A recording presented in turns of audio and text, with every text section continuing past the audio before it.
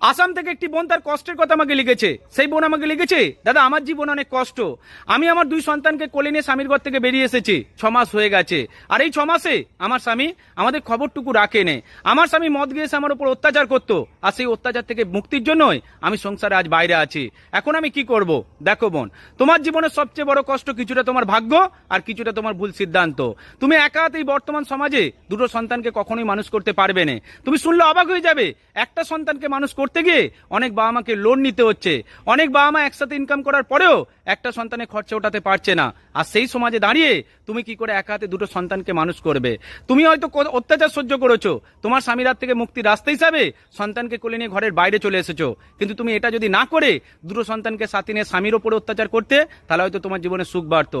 স্বামীর ঘর থেকে বেরিয়ে আসা অনেক বেশি সহজ বোন, কিন্তু স্বামীর ঘরে থেকে স্বামীকে জব্দ করার নামই তো সংসার। আমাদের সমাজে সবচেয়ে বেশি সংখ্যক মেয়ে এই সংসারে আটকে রয়েছে। আর তুমি যদি মুক্তি চেয়েছিলে, তাহলে মুক্তির রাস্তা হিসাবে প্রথমে তোমাকে সিদ্ধান্ত নিতে হতো তুমি স্বামীর ঘর থেকে বেরিয়ে কার কাছে থাকবে।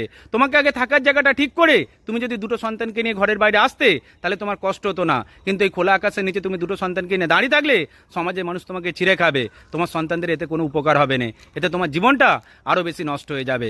এটাই সত্য। ভালো থাকবেন প্রত্যেকে।